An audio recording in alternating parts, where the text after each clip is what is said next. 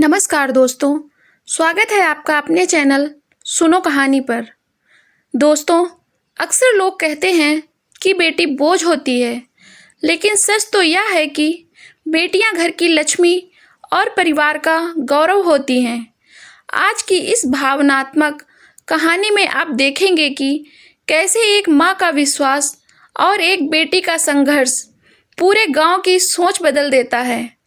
तो आइए सुनते हैं आज की कहानी बेटी वरदान है। गांव की मिट्टी में एक अजीब सोच गहरी जमी हुई थी। बेटा तो वंश बढ़ाएगा, बेटी तो बोझ है। हर घर में यही बातें सुनाई देती थी। अगर किसी के यहाँ बेटी पैदा होती तो लोग ताने कसते, अरे फिर से लक्ष्मी आ गई, अब क्या दहेज दोगे। उसी गांव में कमला नाम की एक औरत रहती थी। उसके पहले से ही 2 बेटियां थी और तीसरी बार जब उसके घर रोने की आवाज़ गूंजी तो उसने देखा कि फिर से बेटी हुई है। कमला की सास ने मुंह बना लिया। गांव के लोग फुसफुसाने लगे, पड़ोसने देखने लगी और उसके पति रामेश्वर भी चुप हो गए। कमला को सबकी बातें सुनाई दे रही थी, लेकिन उसने अपनी नन्ही सी बच्ची को सीने से लगाया और बोली, यह मेरे लिए वरदान है, मेरे जीवन की रोशनी है। उस बच्ची का नाम रखा गया सीमा। कमला अपनी बच्ची को सीने से लगाए उसको देख रही थी। गांव की औरतें सब बातें कर रही थी और अक्सर कमला से कहती, बहू 3 बेटियां, अब तो भगवान से बेटा मांगो।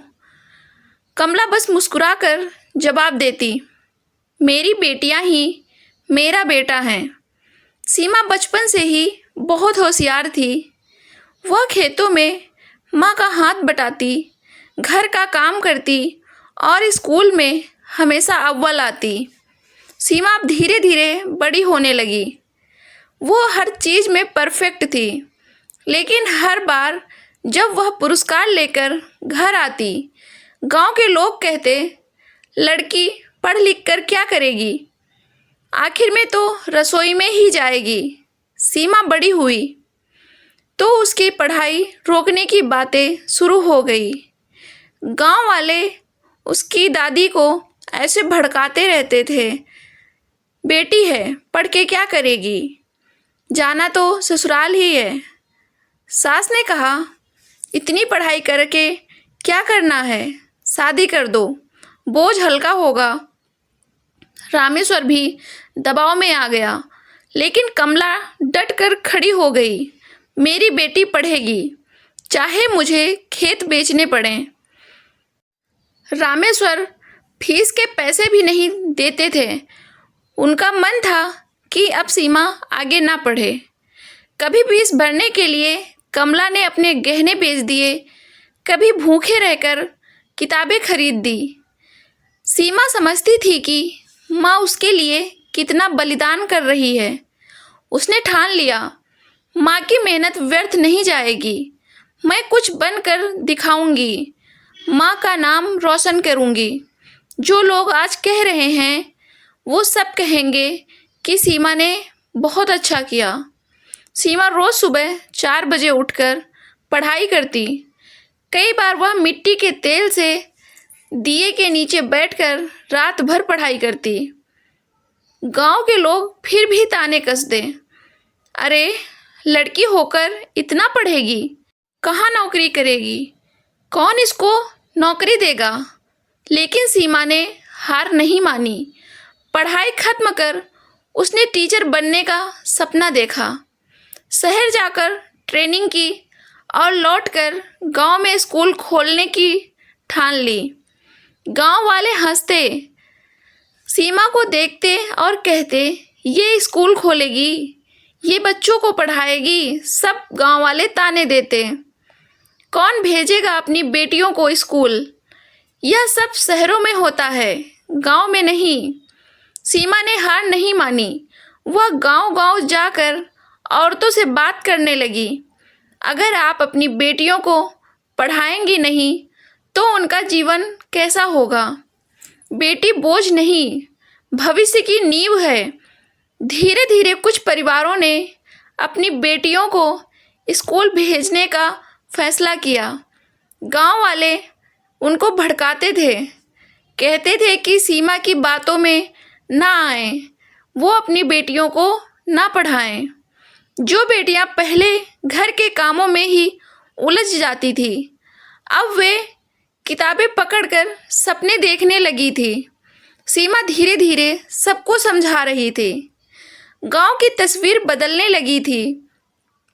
लोग समझने लगे कि बेटी बोझ नहीं, वरदान होती है। कई साल बीते। सीमा का छोटा सा स्कूल अब बड़ा हो गया था। उस गांव से पहली बार बेटियां डॉक्टर, इंजीनियर और अध्यापिका बनी।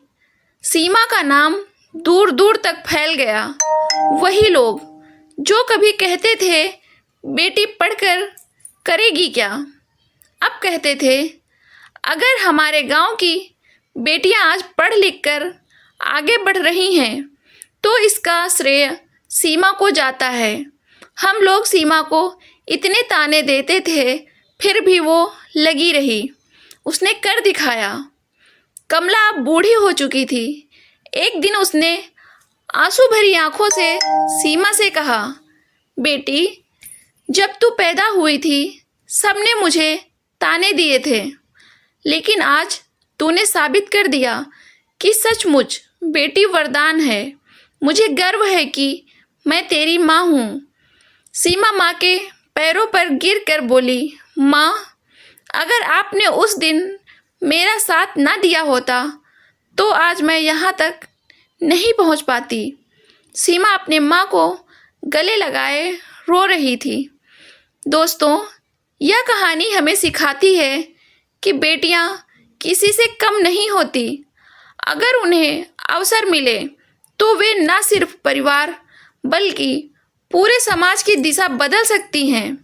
बेटियां किसी से कम नहीं होती।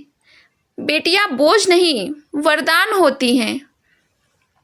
अगर आप भी मानते हैं कि बेटियां गर्व हैं तो इस वीडियो को शेयर कीजिए और हर बेटी को आगे बढ़ने का हौसला दीजिए। कहानी पसंद आई हो तो चैनल को लाइक, शेयर, सब्सक्राइब कीजिए। धन्यवाद।